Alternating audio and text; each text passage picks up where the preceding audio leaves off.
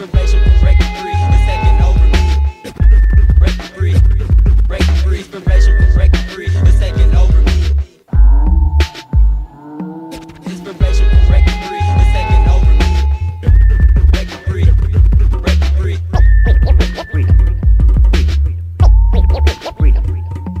Inspiration from breaking free, it's taking over me.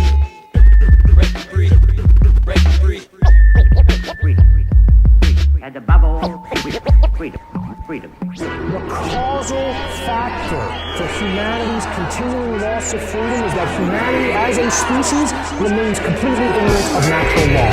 The revolution won't be televised. The media will still be selling lies to get your eyes off the uprising and keep you ill-advised. They felonize the truth and prison those who leak it, demonize who speak it and confuse those who seek it. Get deceived with all the psyops they propagate to try to co-opt the way the movement's heading. Yeah, learn how they operate. They lock the gates on those who can see the exit and try to warn the rest. That's the name of the game, and it's plain it's all a test for the soul.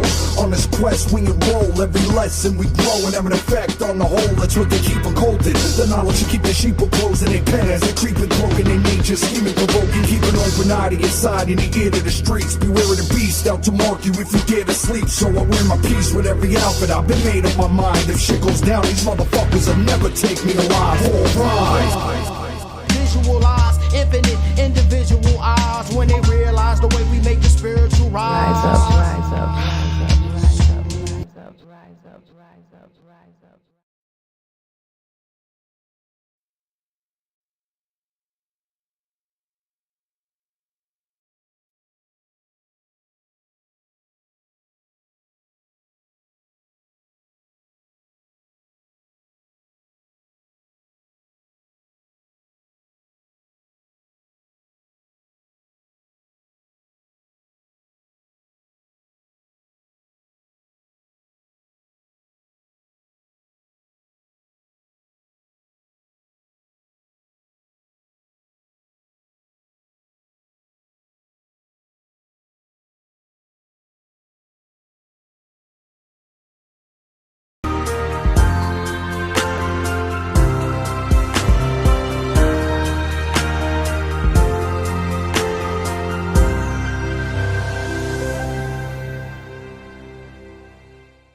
This is a quote from Gary Allen in his book, None Dare Call It Conspiracy. Those who believe that major world events result from planning are laughed at for believing in the conspiracy theory of history. Of course, no one in this modern day and age really believes in the conspiracy theory of history, except those who have taken the time to study the subject. When you think about it, there are really only two theories of history. Either things happen by accident, neither planned nor caused by anybody, or they happen because they are planned and somebody causes them to happen. In reality, it is the accidental theory of history preached in the unhallowed halls of ivy, which should be ridiculed. Otherwise, why does every recent administration make the same mistakes as the previous ones? Why do they repeat the errors of the past which produce inflation, depressions, and war? Why does our State Department stumble from one communist aiding blunder to another? If you believe it is all an accident or the result of mysterious and unexplainable tides of history, you will be regarded as an, quote, intellectual, unquote, who understands that we live in a complex world. If you believe that something like 32,496 consecutive coincidences over the past 40 years stretches the law of averages a bit, you are a kook. 9/11. So I remember when I became aware of 9/11, I was in college. I got a phone call in the morning from my sister. She said a plane had hit the World Trade Center. I went downstairs, started watching it, and quickly got put under a trance. It only took 19 hijackers to take out the greatest military in world history. They found a passport in the rubble of the World Trade Center, a passport of one of the hijackers. And of course, Building 7 falls down at 5 o'clock in the evening the same day and they say that the cause is from office fires, even though no other building has ever collapsed like that from an office fire or a complete fire of the building. Now, this is a good example of how both narratives are conspiracy theories. We conspiracy theorists, consciousness theorists, we run with the story of Building 7 and all of the evidence that shows that, you know, obviously these buildings shouldn't have collapsed. Honestly, when I first heard what was going on, I didn't realize all of the evidence that was right in front of us. It probably wasn't about till 2 years later that I believe I think I saw the movie Loose Change. I could be wrong on the timeline, but I saw a movie that showed the towers collapsing, and suddenly I looked at it with new eyes and realized, wow, these buildings shouldn't have fallen like that. If anything, the top of the building should have tumbled off if there was that much damage from a plane. But again, these are both conspiracy theories. Whether you are a coincidence theorist that believes the official government narrative that it was 19 hijackers who were training in caves in Afghanistan and led by Osama bin Laden, then that is a conspiracy, right? That's not one man working together. That is a conspiracy. So they are believing in a conspiracy too. At this time, I also had the realization about the Bush administration, and this is kind of a funny realization, but the reality that their names were Bush, Dick, and Colin. And I know it sounds kind of crazy and people will think, oh, that's just a coincidence.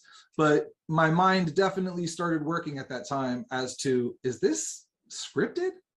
Did someone make this up? Or if this is a coincidence, then apparently God has a very good sense of humor because, well, not a very good sense of humor. I guess he has like a dirty mind, right? Shortly after that time, 2003, around that same time, I was given the book by a friend by David Icke called "And the Truth Shall Set You Free." And when I received this book, there was a lot of synchronistic things that happened. The cover of the book is a man floating over the earth. I had a experience of having a vision like that of myself above the earth, looking down on the earth, and it had happened shortly prior to that. And so when he gave me the book, it stood out to me like, whoa, that's just like the vision that I had. And of course I read the book, and it's an excellent book, an excellent historical record of more details of historical events than you ever get through the education system or through the media. Here's a quote from one of the greatest books I've read in my life, The Book of Five Rings, The Goten no Sho, allegedly written by Miyamoto Musashi in the 1600s. The true science of martial arts lies in practicing them in such a way that they will be useful at any time, and to teach them in such a way that they will be useful in all things. How martial arts are being taught nowadays. The word martial is derived from Mars, the Roman god of war, and one of the patron gods of Rome. He was responsible for everything military, from warriors to weapon to marching music. The word art can be defined as something that is created with imagination and skills and that express an idea or feeling. Martial art is the art of war, the art of perfecting each battle so that you are victorious each time. The Art of War is the title of a classic of literature from Sun Tzu, often cited by many famous warmongers like Hitler, Eisenhower, Churchill, Mussolini, and Stalin. Nowadays, the deep spiritual aspect of martial arts are not taught by the highest ranked senseis in most dojo throughout the world, and that includes Japan. It goes for all types of martial arts, not just kendo. Most practitioners of martial arts nowadays, from beginners to the highest ranks, do it as a sport, a way to stay in shape, a pastime, a way to make new friends in a social club. I have never heard of natural law and self-defense principle inside a dojo in 16 plus years of practicing kendo. So how can you live by a principle and teach it to others via martial art? We are compelled to take action. Now, holding on to ourselves means that we hold on to our individuality, right? Help and change occurs at the individual level. Now, as I've been describing, sometimes helpers can be naive, that we may perceive things through our own senses and our own sense of self. We think others think and feel like we do. But things are often not what they seem, and we should not be trusting appearances or judging others by our own self. We assume others share our values and perspectives of empathy and care. We deny or minimize the existence of evil or true malevolence, true wickedness, and instead see everyone as good at heart and able to be rehabilitated. People just need help. Alleviating social and racial inequalities is the solution, right? There's all these kind of red herrings. We dance around this possibility. And what I see as a major breakthrough in my life when I realized that there is evil.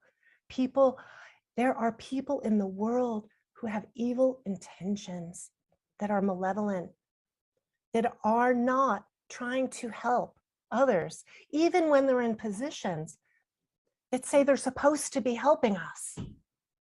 We are naive to think that all the politicians that we are counting on, that we're listening to, or that these people who are donating money for vaccines or research, we are naive to think that they are all good and that they care about curing people or preventing illness. Okay. In my field, we really do. When I'm meeting with individual one-on-one, unconditional positive regard is something I do. But acceptance is not an appropriate intervention for all behaviors, and certainly not for evil. And we have to watch this concept of moral relativism, where we start to think like everybody's perspective is okay. Everybody's perspective is right. That is dangerous territory, because there is such a thing as right and wrong. There is right and there is wrong.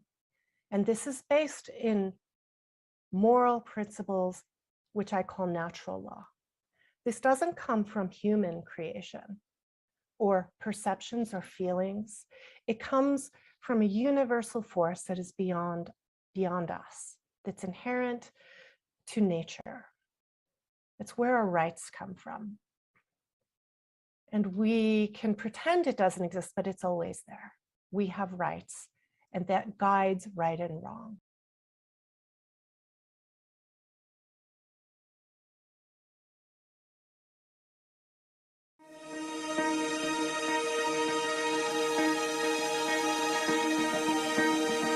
Freedom.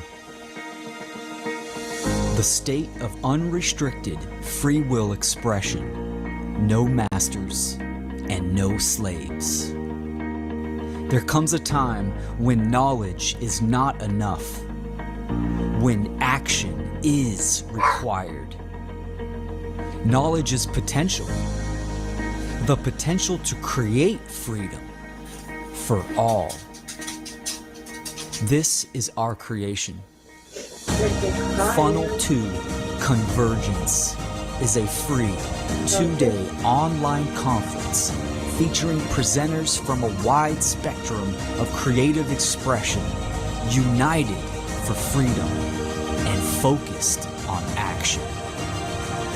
Join the Convergence, September 10th and 11th, 2022, at freedomundernaturallaw.com. The time is now.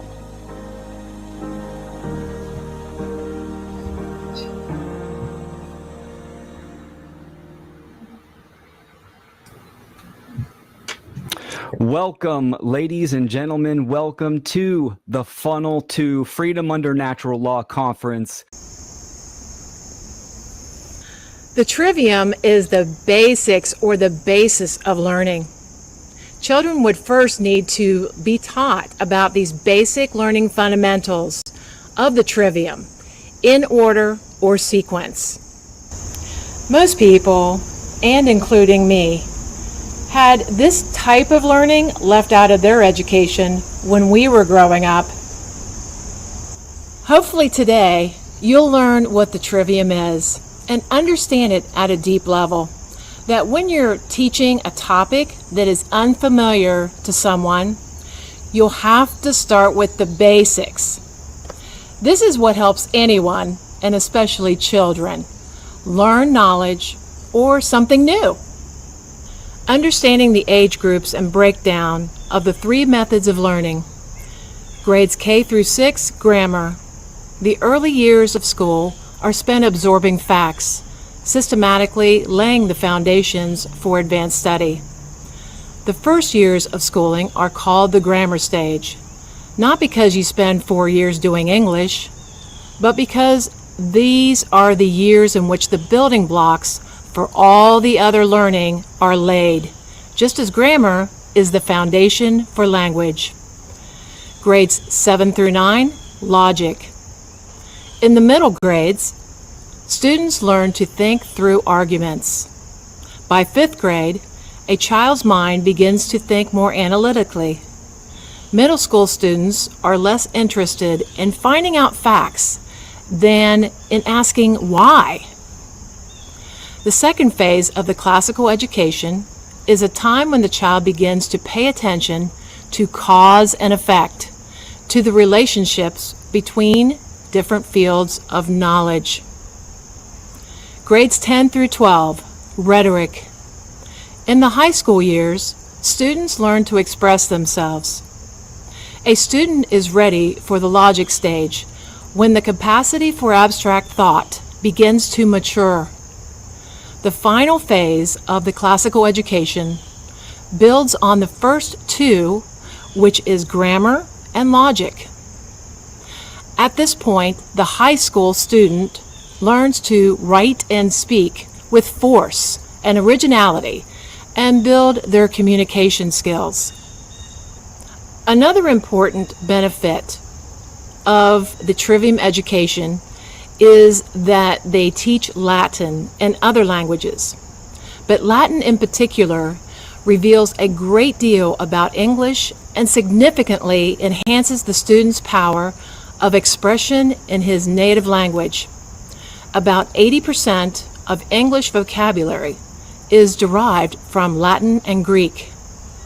Latin trains minds to encounter unfamiliar material with success, whether in science or any other discipline. It is simple, logical, and consistent. Therefore, Latin students more easily grasp the grammatical structure of English, and the foundation is laid for other language study. What is going on, everyone out there? I hope all is well. My name is Brandon Spencer, and I want to thank you for joining me. What are the proxies here? What are the effects that we have seen from these hands in action, these ignorant hands in action? We've seen scientism play out. Dogmatic religion based on who is funding or the authority. One thing that scientism lacks is morality and consciousness, because they'll say that, consciousness and morality don't exist. And then, of course, we've all seen the government, was nothing more than a euphemism for slavery. We've seen they have all their hands, all their tentacles in everything. We've seen the order followers, the slave patrol, the house Negroes that are willing to install the state's will upon everyone. And they don't give a fuck what you have to say. They will beat you and steal your money and enslave you, all to get their kid a new pair of shoes. We've seen the schooling, the slave indoctrination camps. Force feeding, cult mentality, indoctrination into the minds of the youth. You could put the media on here, constantly putting out propaganda. We've seen corporations, just literally blood sucking the planet, blood sucking the individuals that work for the corporation, a dead thing functioning as a living being. You can add your own list to these proxies. But at the end of the day, all of these organized institutions create one thing, and that's trauma. Because trauma is what keeps us internally divided. Trauma, from Greek, a wound, hurt, a heavy blow, defeat, a hurt. Proto-Indo-European prefix, tari or D-E-R-H, twisting, drilling, hard rubbing. And then it also has a second connotation, a crossover, pass through, and overcoming. Yes, because it is in healing our trauma. It is in overcoming that trauma, you can start to come back together. You can start to heal yourself. You can start to harmonize, unify. But staying disunited and fragmented internally is what is driving the external division we are seeing play out over the world. We cannot unite and connect with others if we have not united and connected with the truth and ourselves first. We have to come together internally. All of this fighting, all of this chaos that we are seeing manifest on the external plane is all a reflection of the internal chaos that is happening within ourselves, because our thoughts, our emotions, and our actions are out of sync. And our social engineers know this, and they keep playing us off, fighting, using methods of divide and conquer to continue this division. But yet we are the ones who are still falling for it. So what is a stooge? You've seen a couple of images of the Three Stooges. So what is a stooge? A stage assistant, an actor assisting a comedian, a dupe, one who allows themselves to be used for profit. What are the three biggest stooges of all time? Well, the three biggest stooges of all time are our thoughts, our emotions, and our actions. Because we're still falling victim to the same tactics of manipulation that man has always fell victim to. And sadly for us, the end game or the end of the show may be here very soon. So instead of calling this presentation the mystery of the mind, heart, and hands, then maybe I should have called this presentation the internal contradiction of the mind, heart, and hands. Because just like the Three Stooges, our minds, our hearts, and our hands are constantly fighting with each other.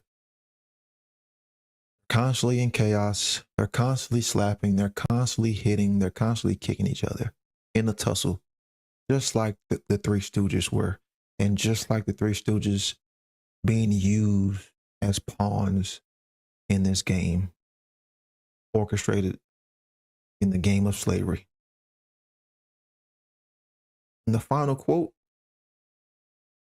we'll give it to the great Manly P. Hall. When humanity willfully ignores the universal laws which govern its destiny, nature has a devious way of pressing home its lessons. We stand again on the threshold of a great decision. Once more, we have come to a day of reckoning. When humanity willfully ignores the universal laws which govern its destiny, nature has a devious way of pressing home its lesson. We stand again on the threshold of a great decision. Once more, we have come to a day of reckoning. Manly P. Hall. I hope everyone could take some inspiring words from this presentation. I hope that anyone can take what I've had to say and hopefully inspire them to take some action. I want to thank everyone for tuning in, and I hope that we can really create some change and unity within the world. Once again, my name is Brandon Spencer. Please check out the OneGreatWorkNetwork.com if you want to dive deeper not only into my material, but all the other great content creators that are on the website. Remember, it is about unity, freedom, and using our voice to be the beacons of light for the truth. Peace out, and I hope everyone enjoys the rest of their day. Of tantamount importance that you have a way that you can first, find information that's out there, and that you can assess it dispassionately.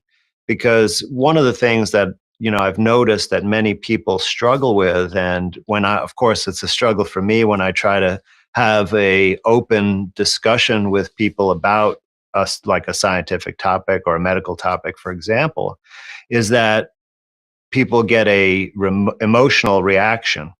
And that, of course, prevents you from being reasonable in many, many ways. And so it's important. Now, I don't want to say that emotional aspects aren't an important part of decision making or something to consider, but I think it's critical to separate those different aspects from the rational to the emotional. Like, for example, for me, rationally and factually, I was able to look at certain aspects of medicine like virology and come to the dispassionate scientific opinion that there was no evidence to support that this is a cause of disease. But then I was also faced with a consequential decision because I was a licensed physician at that time, and practicing medicine, I'm going to be confronted with patients who have an illness that all of my peer community would say is caused by a virus. So how do I reconcile that situation from an emotional perspective? Because I'm going to feel a degree of dissonance that if, let's say, I'm expected to order a flu test for someone or order a medicine for the flu or something like that, which is now something that I know is not the correct explanation of the illness and in fact could be harmful, but I'm in a situation where I'm expected to do that, and that creates a conflict for me, and then I would have an emotional response to that of some manner, and it would influence my decision. But I have to, of course, confront those issues as well. But when I looked at the science and tried to use logic and reason to get at the bottom of the issue, that was kind of almost the easy part. But it's a necessary part that we all need to do. And it's really not that difficult a skill to develop, because it really starts with one thing, which is skepticism. And if you've heard me talk about this before, I always mention the article from Professor Ioannidis at Stanford, who reported that more than 50% of all published scientific research papers, the findings are actually false. The conclusions are false. So that means that either they didn't do an experiment that could make that determination, or they misinterpreted the results, or they lied or faked data, right? And all of these things have happened in individual situations, and they've been uncovered. But if more than half of all the papers that you read are going to have false findings, then you have to have a high degree of skepticism when you look at a scientific paper. And in order to do that, you can't just read the title or even just the abstract and say that, okay, that's the truth. Now that's been scientifically proven. You have to go and read the details, the experiment. So now you might be saying that, okay, you have no intention of looking at scientific articles. Maybe that's too much for you. You feel illiterate in that respect, and instead you might rely on folks like me and Tom Cowan and Mike Stone and Mike Donio to look at some of these issues for you. Now, that can be okay as long as you use the same level of judgment when we explain things that you would if you were reading the source material yourself. And occasionally you should try to fact check us and go to the source material that we reference and see, are we reporting it accurately? And that is a good test of, how can you trust someone else's opinion? And you should look at opposing opinions too, and compare and contrast for yourself to see which information you find to be more credible.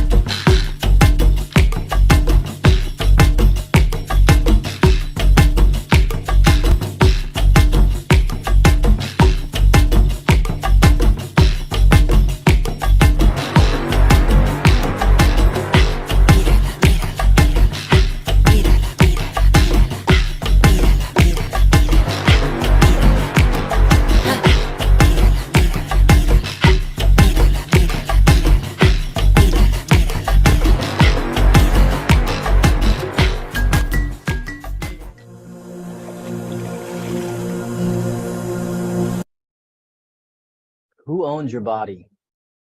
Are you 100% certain that you own your body? What if everyone on the planet knew that they own their body 100%? Do you think the state slave system would succeed or fail? I think it's going down because of the truth of self-ownership. Hey everyone, my name is David James Rodriguez, and today's talk is self-ownership. How to turn slaves into kings. And by the end, I have to mention too about the picture here. It's not about chess. There's pawns and there's kings. There's slaves and there's kings. That was the metaphor there. So by the end of today's presentation, you will learn what is self-ownership. Extremely important. Why self-ownership is the most important principle of freedom. What are the other two principles of freedom? What slaves and kings think and do. How the truth of self-ownership can turn slaves into kings. That's a really good one. And how to raise your child to be a king or queen. Yeah.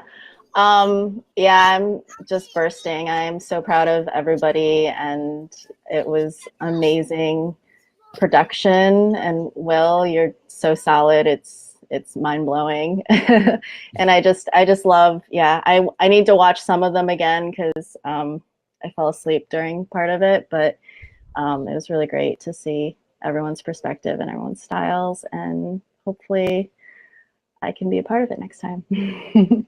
Long couple days, and for all the viewers, you guys made this event tuning in. We had a good amount of viewers both days, so appreciate everyone tuning in and viewing.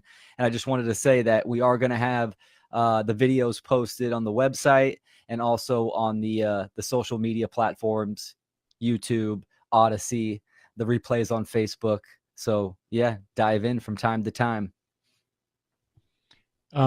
Vienna wasn't able to join us, but she popped in and said she loved the natural birth concept and it shifted her thinking. So I think a lot of people are going to have a new shift in their thinking that watched that video that Rob and Jen put together. Really laid down a lot of solid facts and details that, I don't think any of us have ever kind of seen put together quite that well. I think that was a really fantastic. How'd you feel about that on the presentations today, Don? Well, that was great, and we got great feedback. I was listening to the beginning of Mark's show, and he was really amazed by the presentation. So it's awesome, and I was also mind blown by the quality of our presentations. I haven't had the chance to have a sneak peek of Will's presentation. It's just awesome. It's just an inspiration for us all, the high quality of the presentation and the information there. But in the short term, if you simply watch Demystifying the Occult Part 2, Satanism and the Dark Occult, a presentation that I delivered back in Philadelphia back in 2016, you'll get the general framework for what Satanism and dark occultism is in general. And of course, we're going to review some of that, but of course, time doesn't permit for the review of an entire presentation like this.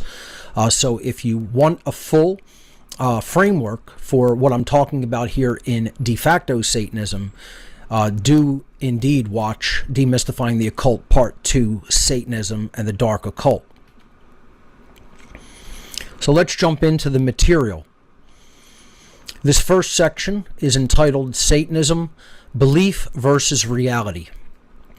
And there's a huge chasm. It's a huge divide of what people believe Satanism to be versus what Satanism truly, actually is in our world. So let's look at the difference. You see images like this in what people believe Satanism to be, a worldwide belief system of what Satanism is, and it's completely incorrect. It's childish, it's naive, it's kind of asinine. And Hollywood and religion continuously puts out such imagery, and you would absolutely find more Satanists in a court system or in a corporation that is selling products to the entire world, a multinational corporation, than out in the woods, black robed and hooded, sacrificing animals. These are again, religious and Hollywood inspired notions of Satanism, and they're there to prevent the proper reception and understanding of what Satanism is as a worldwide religion and ideology that is actively at work in our world to control us. So we have to grow up and go beyond these immature, childlike notions of Satanism as being the worship of the devil and the sacrifice of animals and people out in the woods. Not to say that certain factions of Satanism may not practice such things, but this is not what Satanism is as a mindset and an ideology, which is infinitely more important to understand how that is at work in our world than these religiously inspired and Hollywood inspired notions of Satanism. It is the average person's false belief that the religion of Satanism is about the belief in and worship of an evil deity known as Satan, in the Christian religious tradition, of course. Religion and Hollywood together have created this ridiculous and childish version of a religion that is far more complex and far more sinister in its true beliefs and tenets. The false variation of Satanism serves to hide the real thing and to keep its true intents undiscovered by almost everyone.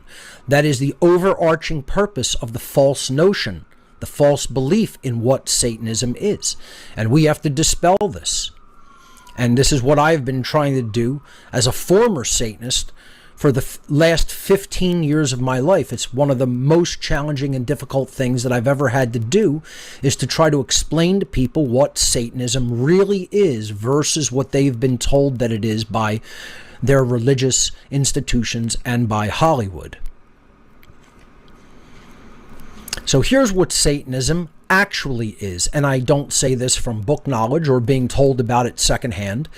I know that this is what it is from firsthand experience inside the religion as a former priest of the Church of Satan. Satanism is an ancient occult religion comprised of diverse, interconnected networks of worldwide adherents. That means it is a worldwide belief system. And it operates as a network that connects seemingly disparate groups from all over the world.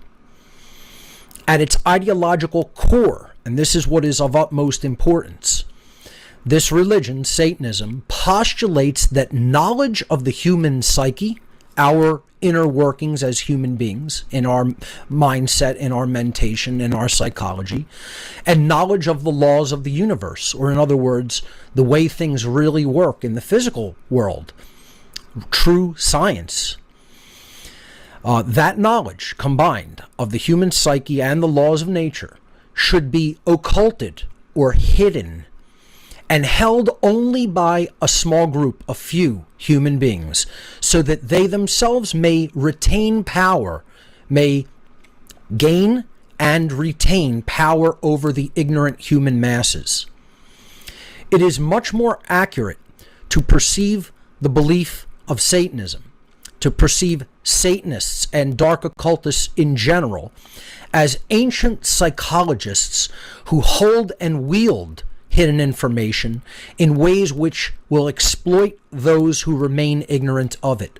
That is what the occult is. It's hidden knowledge about how the human mind works and operates, human desires, aspirations, how we think, how we operate, and how the human psyche can be manipulated through symbolism, through imagery, through word choice, through fear, etc.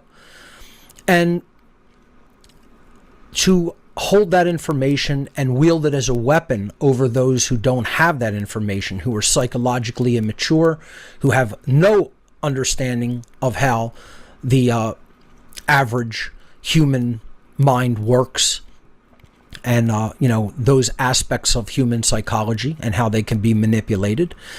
And therefore, the master in that regard, with all of that knowledge, can wield a power differential over those who are not in the know. That is ultimately what this religion is. At the highest levels, of course. As we're going to see, de facto Satanism is low-level Satanism. It's the version of Satanism that is given to the masses of people to keep them under control.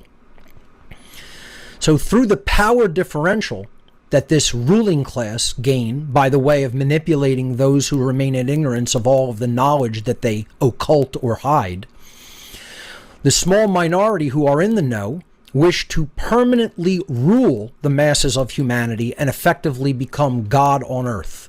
That is their ultimate long-term goal of what Satanism is. It is to invert everything. It is to pervert everything, invert everything in the natural domain, turn everything on its head, and ultimately become gods of a prison society.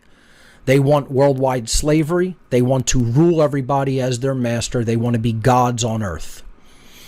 It is important to understand that contrary to popular belief, the overwhelmingly vast majority of Satanists do not worship an externalized deity known as Satan in the Christian tradition, but instead see Satanism as an ideological way of being in the world.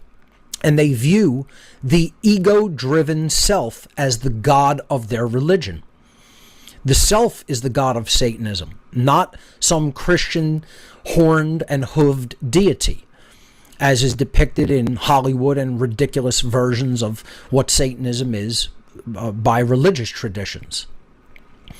The ego, completely run out of control and run amok and wanting to be God, is what should be properly understood as the God of the satanic religion. And then the next question that people will very naturally and rightly have is, well, why do they call it Satanism? Why don't they call it egotism?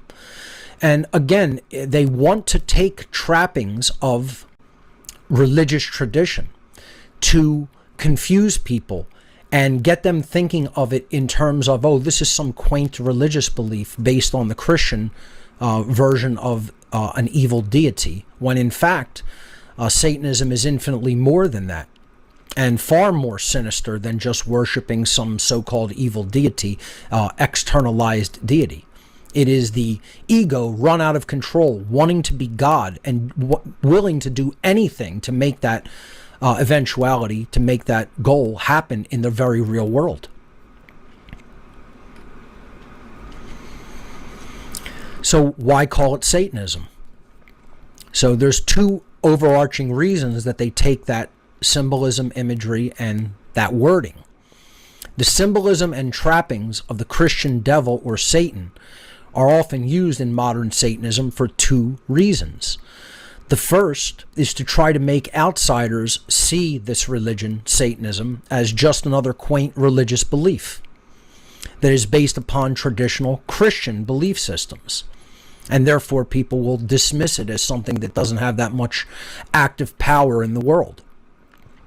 The second reason they associate it with the Christian tradition of the evil deity Satan is they want to associate themselves with what they refer to as the adversarial dynamic in nature, or as it is called in the occult world, the force of involution.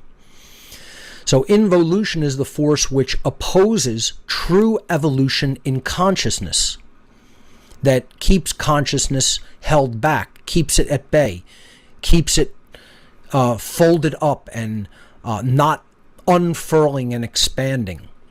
Involution is the opposite of true evolution in the mind.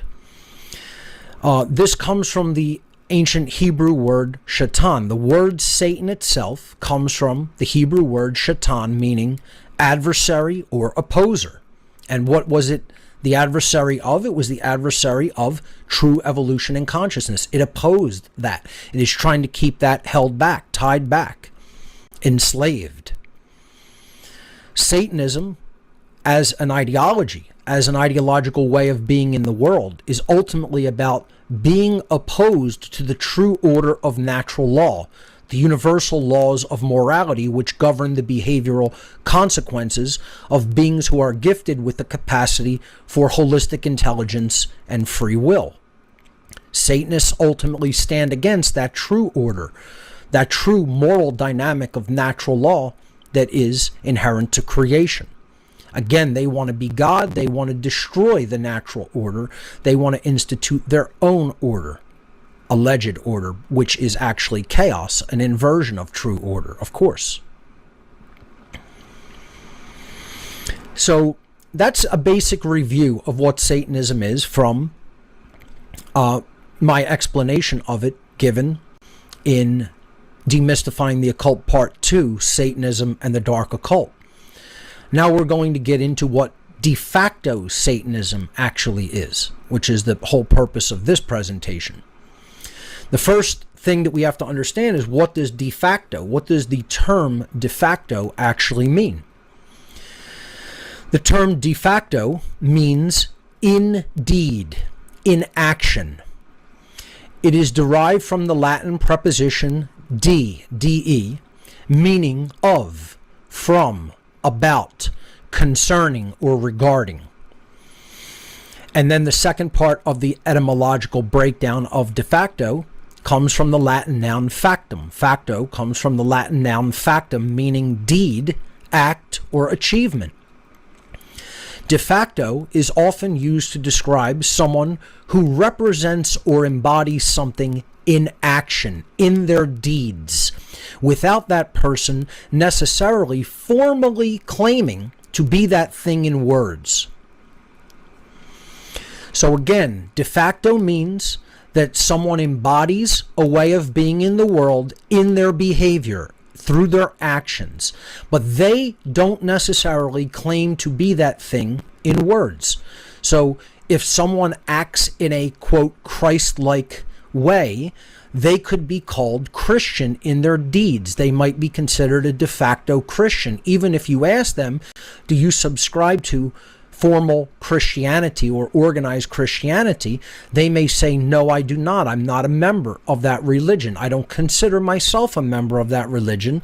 But if they truly acted in a way that was described as Christ-like, because it was similar to the way Christ taught people to behave in the New Testament teachings, in the New Testament scriptures, that person could be called a de facto Christian.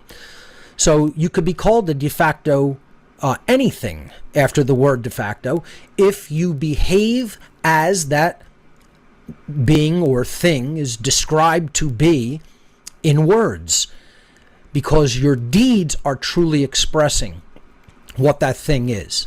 So in this image it says, yes, just as you can identify a tree by its fruits, you can identify people by their actions. It's not about what they say. It's not about what they say they are. It's not about what they claim to identify as. It is about what their actions show you in the very real world that they are and who they are.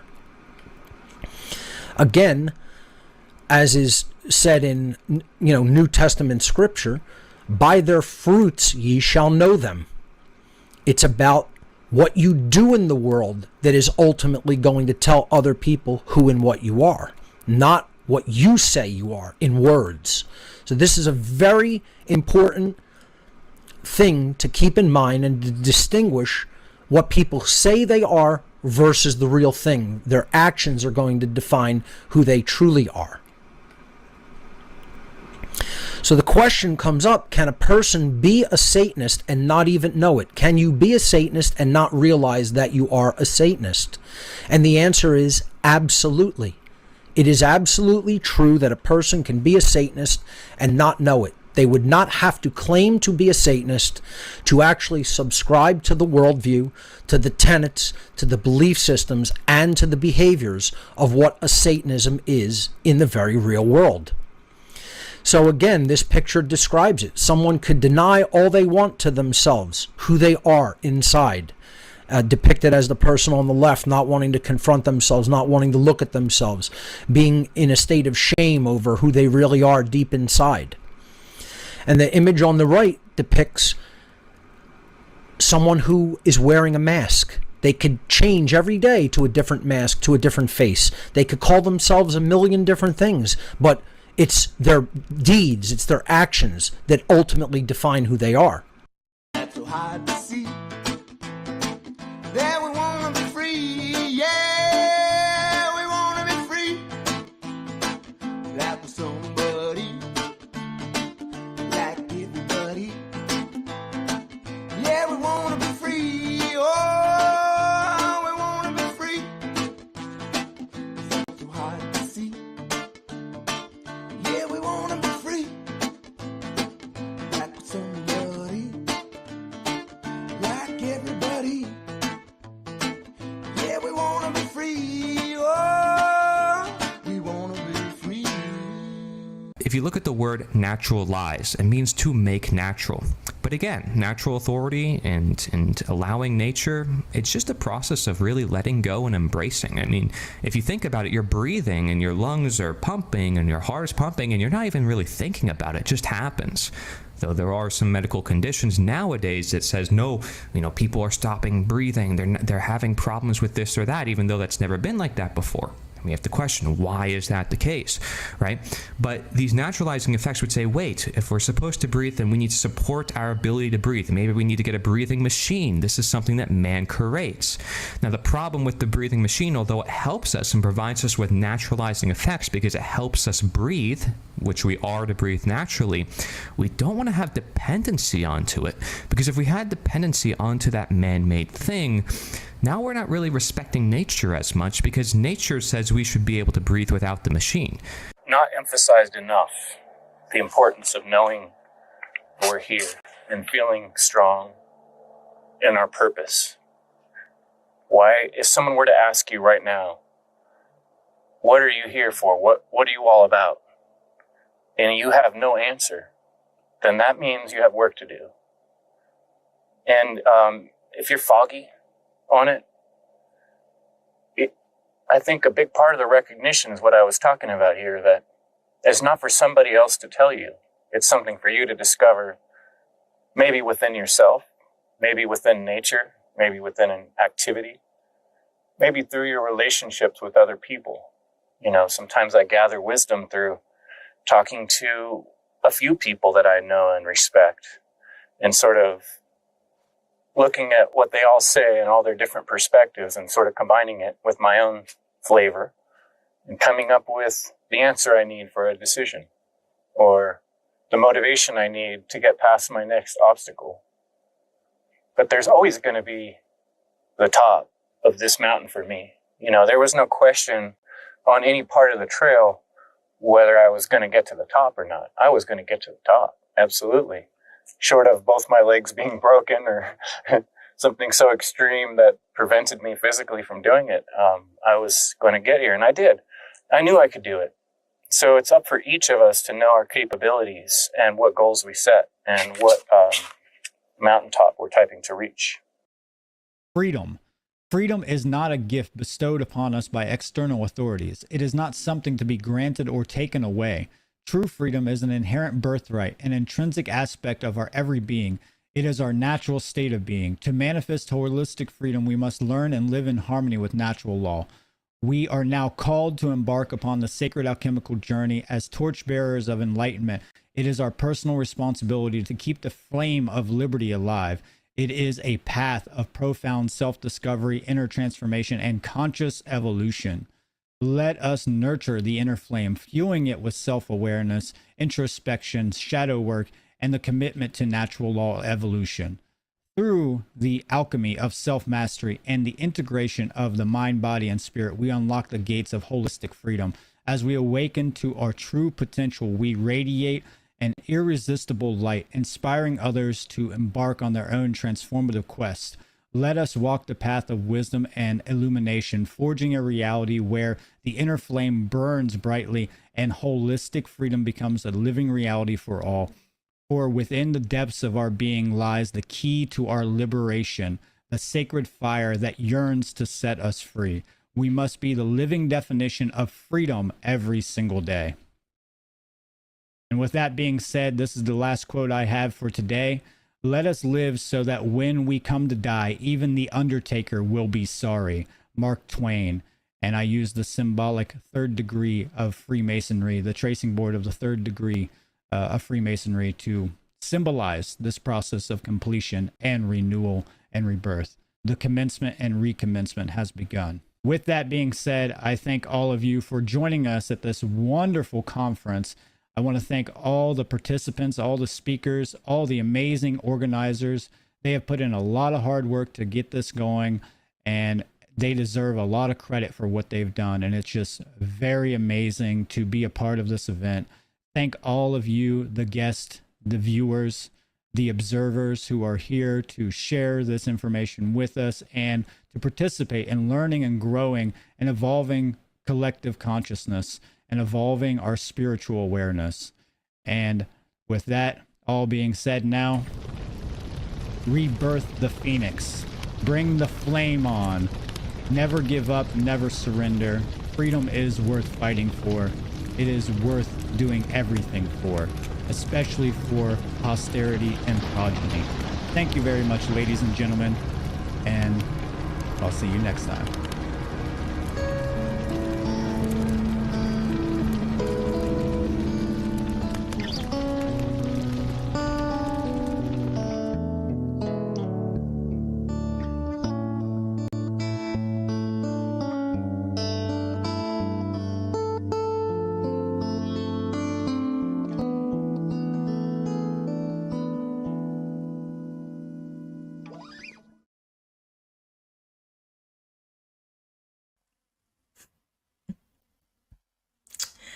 So, as we know, modern Western science is plagued by an kind of atheistic materialism that leads to this dogmatic and evangelical religion known as scientism. You have to remind scientists often that science doesn't actually prove ideas, it builds evidence to support hypotheses rather than having claims of absolute truth. So, for us that are aligned with the natural principles, we have to remember also, though, that our assessment of virtue of the product is not just about natural versus synthetic, though.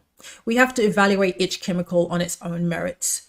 We have to consider our biology holistically, think about biochemical pathways, not just the chemistry of the molecule, understand the body as a system, and remember that natural names, even though we recognize them, that's great, but that does not mean that chemical sounding names are automatically bad. And also, not all chemical sounding ingredients are synthetic or unsafe. And as Aristotle said, if one way be better than another, that you may be sure is nature's way. So the current human condition is slavery, and all forms of government are based in coercion and violence, and that is slavery. We need to understand that government is a euphemism for slavery, and these are just forms of coercive control, and control stems out of fear, and any action based in fear results in chaos. So the current condition, this slavery, this government, is the chaos. We need to learn to understand that morality is objective, not subjective to our whims, that it's something that is objective and can be discovered in nature by understanding natural law and attaining to the consciousness of how to properly think and apply these truth discovery methods so we don't end up in this religious thinking. So the true adversary is ignorance, not the politicians and the bankers. They're just doing what they do because grifters going to grift. But the true adversary is ignorance. And it's ignorance of cause and effect, natural law. So we need to understand that modern form of slavery is covert. They gave you the overt slavery first because they knew that chain would be easily broken. The human will not be chained. But they did that to usher in the covert slavery, which is far more dangerous and far more insidious, far more nefarious that we have now, because people can't see it and they're willing to accept it. So we need to learn to recognize this deception and understand how dangerous it is, and understand that covert slavery is more insidious than overt slavery. And taxation is really theft. It's a very immoral condition. It's a very claim on the ownership of the product of another's labor. And there is no percentage small enough to say that that's moral ever. You don't have the right to claim the product of somebody else's labor, because that's a claim over their body. And this creates the condition of coercion and duress, which puts people in fear. And all their actions are based in the fear of man's punishment, man's judgment. And that's going to produce more chaos. Now, we already talked about technology's role in the solution. It's very important. Sign up for Mark Passio's How to Become the True Media. Going to keep moving forward here. Well, let me say one more thing. These order followers, the military and the police, they're the ones that have brought every tyranny in the history of the human species into place and kept it in place. The fall of every great nation in history is the result of socialism and bureaucracy. But as I said, socialism means any form of coercive government. That man cannot be the lawmaker. The best that we're going to do is discover and understand these laws in nature, and then harmonize our actions with them. And these military and these police are the ones that are enforcing and imposing man's law, man's edicts onto us through coercion and violence, and keeping the population. So, virtue has been redefined as that which leads to a stronger state in the Machiavellianism. We need to understand the danger of raison d'etat, which is by reason of the state. And, we don't really have any excuses not to understand this. These are the people that are keeping the condition of slavery in place. And, it's not a moral condition, and heroes don't grandstand on the victims of their corpses. Children are the world's most valuable resource and its best hope for the future. World change starts in the minds of our children.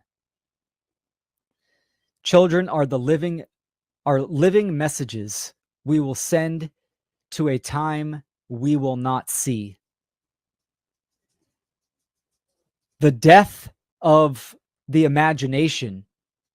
This is really what indoctrination in public schooling and incorrect parenting does. It dims the light.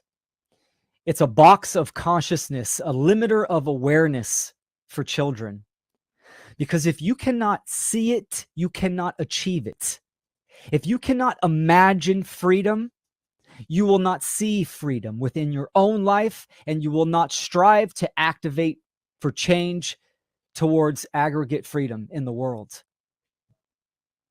The Magi nation, right? Bringing it back to mentalism, your state of mind. World change starts in the minds of our children. So what is your relationship to your children? Do you understand first principles, truth, natural law, objective morality, responsibility to provide for the needs and the interests, provide resources for the interest of your child so that they can discover themselves? This is what it's about. Ask yourself these deep, deep questions. Cowardice is a trend.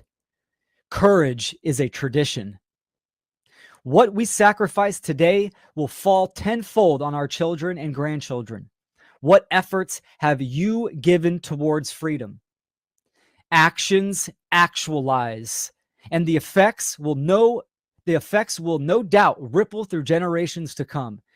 If you are standing by with idle hands, then know this: you are currently on the wrong side of history. The price of freedom is eternal vigilance. I will not sentence my children to a future without liberty. I will fight, I will protect, I will die for my child, and I would die for freedom. We need to understand that this is getting down to the causal factor. The root of the human condition is parenting. We need to educate ourselves and morally educate our children because they are the future, right? So if we want to see change and understand that the only way to achieve freedom is freedom under natural law, how to act in the world, it starts with conscious stewardship. So I employ all of you, all parents out there, to think about your relationship with the truth first. It's time to rise. It's time to rise. Time to rise.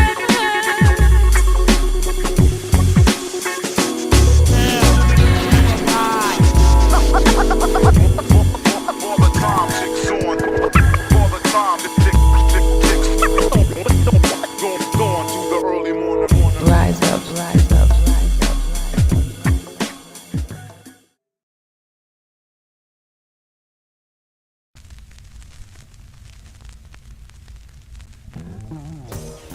Bonjour à tous. Désolé, ce week-end-là est réservé pour une conférence très spéciale. Et on va parler de la loi naturelle quand même. Vous connaissez bien ça, hein? La loi cosmique, universelle, la loi naturelle. Et quand on vit dans cet esprit, la vie est belle. Donc, oui, je suis ravi de participer et l'aider de l'organisation de cette conférence-là, qui est gérée par mes chers amis en Californie. Mais oui. Donc, préparez-vous et essayez de donner assez de temps que vous pouvez pour regarder les profs, les présentateurs et les musiciens. Tout va aller bien.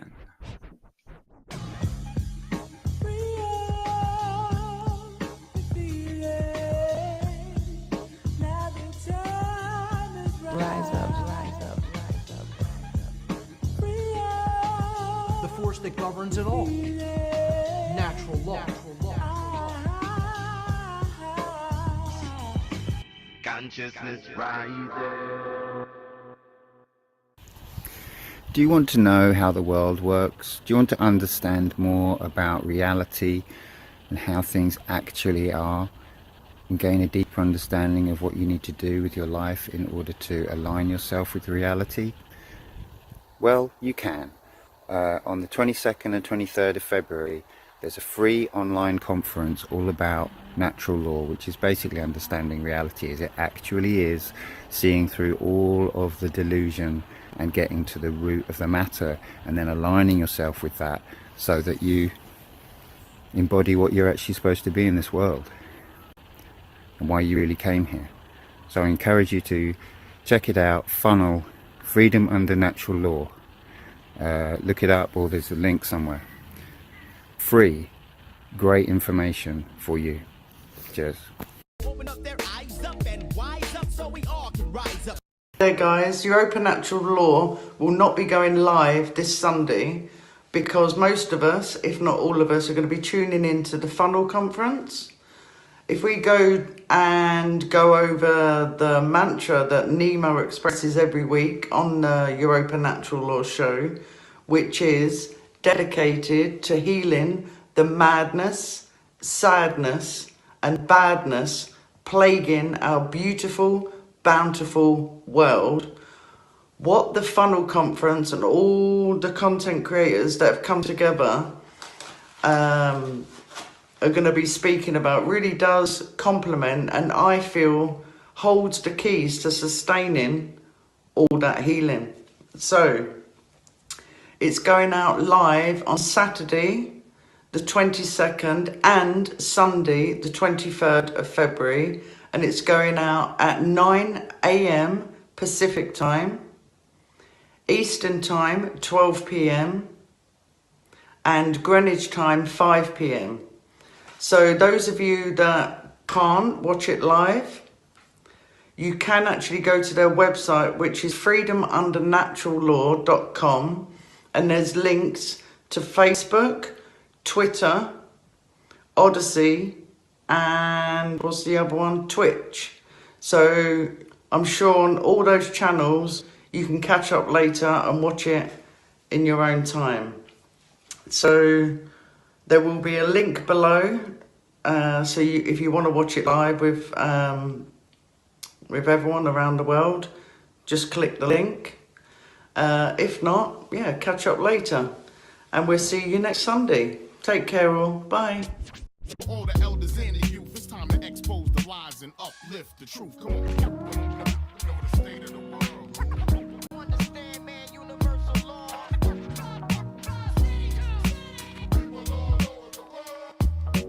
Hi, I'm Drea. I'm from the UK. I'm really looking forward to the Freedom Under Natural Law online conference starting Saturday the 22nd of February at 9 a.m. Pacific time. Don't know what time that is UK time. And going on through to Sunday. And I just want to say that it's almost certainly not about what you think it's about. Freedom is a word that tragically has been co-opted. Truth-seeking is a word tragically co-opted by the state to cause more division. And please come and check out what natural law actually is. It transcends all political viewpoints. It transcends all religions. And it is the path for all of our liberation and an opportunity for us to live in true freedom. Freedom Under Natural Law 4 is coming at us this weekend, 22nd, 23rd. It's going to be an explosive weekend full of incredible presentations by top-notch presenters in the natural law community. It's for everyone to join for free, and we're all expecting you there. Everyone from Europa Natural Law is going to be tuning in, and who knows, there might even be a few surprises. So join us, Freedom Under Natural Law on YouTube.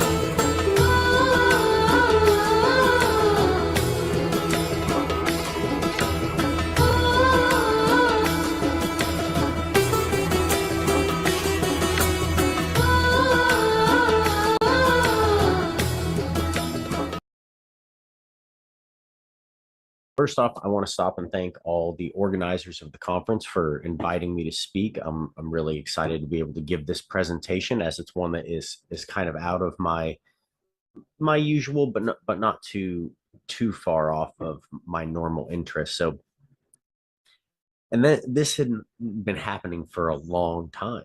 This, through generations, even the American Revolution did not happen overnight. Most revolutions don't.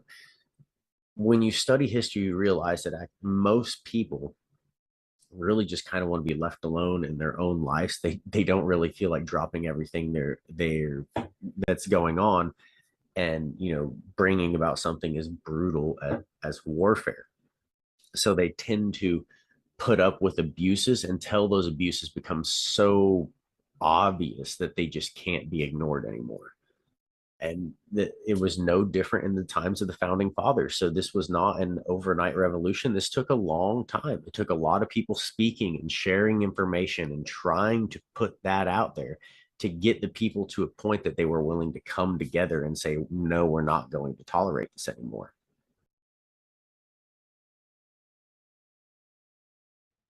Hello, everybody. My name is Stephanie Mo Davis, and I'm grateful to be presenting at the Funl conference this year. It is my first time as a presenter, but I've been presenting for quite a long time, and I'm delighted to share my wisdom amongst this beautiful space of people working so diligently to try to educate the masses. This is critical information. This is where we bring in the shadow. And very often I've learned by contrast, meaning I learned by making mistakes. And this framework has really helped and guided me to work on my own patterning in ways that I can improve myself. So I want to talk about, which we already talked about, some authentic feminine energy. But what I want to talk about is, what does it look like in behaviors and relating when we're operating from the wounded feminine? Now I'm going to build upon this, so hang out with me here for a second, because this is really going to blow your mind, I think. So, wounded feminine energy, shame, codependent relationships and dependency, people, drugs, addictions, over-explaining yourself, taking, expecting, guilt, scarcity consciousness, doubting, shrinking, blaming, uncertainty, martyring yourself, and this over submissive state. Okay? This is the aspects of the opposite of the embodiment of the healthy feminine energy. At this Freedom Under Natural Law 2 conference. I hope you've been having a wonderful experience, and I hope your day has been going well. Before I jump into my presentation, I want to thank everyone. I want to thank all the individuals out there who made this possible. I want to thank all the supporters. I want to thank all the hosts. I want to thank anyone who helped organize, and even if you helped spread this information as far as to getting this out into the public consciousness. I want to thank every single one of you, because that's what it's all about. It's about unity and right action, and trying to create a world based in freedom and all of these topics that we say that we want. Another factor of the action in hands and deeds is one that seems to be overlooked, and that is the handshake. The handshake was just something that was something meaningful back in the day. It was a sign of integrity. It was a sign of you having a backbone, but it seems in today's day and age, you got these grown men with these limp noodle hands, don't know how to shake nothing. And, it's almost like a sign of no integrity, no self-respect, no self-reflection, no form of internal development whatsoever. So what does it mean to shake something? Again, we have an unknown origin, believed to be old English, to cause, to move rapidly, to jolt, to agitate, to move back and forth. Now the handshake has become just a mere greeting. And like I say, the handshake was a symbol of respect, of integrity. It was meaning, it was honor, it was principles. It was binding, because that was your word back in the day. It was the contract before contracts. It was before we had all these government contracts. Your handshake was your word. It meant something. It was meaning. you didn't do business or you didn't shake hands with someone else who didn't have that principles, that didn't have integrity. Now all that's been thrown on the wayside. You know, it was a nice, strong, firm handshake. Move back and forth, that little joke, man. Now you go shake dude's hand and it's like weak. Like, dude, man up, tighten up. It's like have some care. Have some integrity. Dude, when you shake my hand, you're gonna feel a good, that good manliness. But nah, man, dudes these days, fuck this, let shit go, take shit for granted. Oh no, that handshake don't mean anything. Your word means nothing these days. The word. In the beginning was the word. The logos.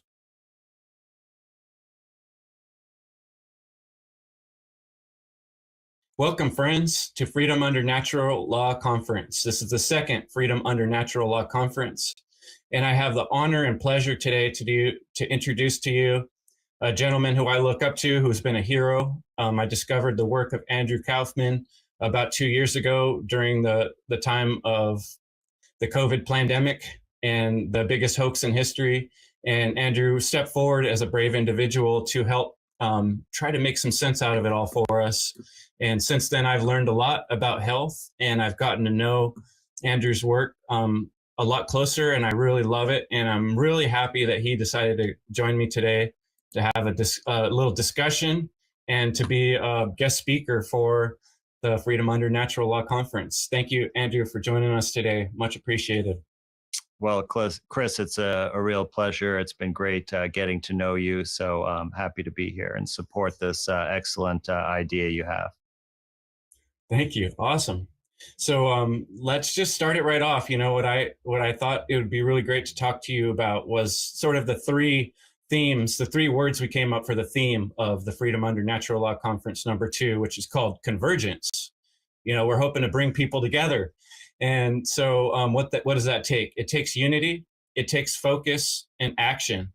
And these three themes I see so much in your work and in my dealings with you and your awesome team of people working with you, and people really working together and making a difference in the world. So thanks much. Listen, I have to say that, I really have so much gratitude, and I feel honored on a day-to-day basis that people would take the time to listen to the things that I have to say. And, I hope that they realize the benefit of looking at the world through these types of lenses, which are much more truthful and natural.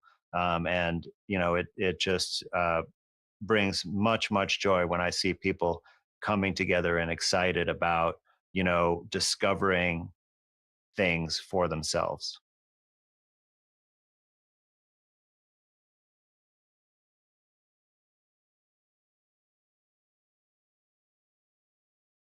You need knowledge first to understand the wisdom. You need knowledge first to understand the wisdom. You need knowledge first to understand the wisdom. You know what I'm thinking? I'm not playing as I'm walking you through these steps we should learn, and man, I'm talking to you. Master that which you read, sift through and overpower pains through lies through truth, and gain understanding of it all.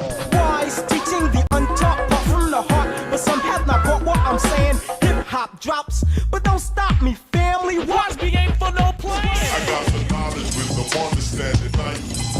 Now your work, learned your lesson. I got the knowledge, wisdom, understanding. Now your work, learned your lesson. So he continues with this process of intake and knowledge, attain and understand, so we apply it then. So he continues with this process of intake and knowledge, attain and understand, so we apply it then. The three basic principles of any decent planet.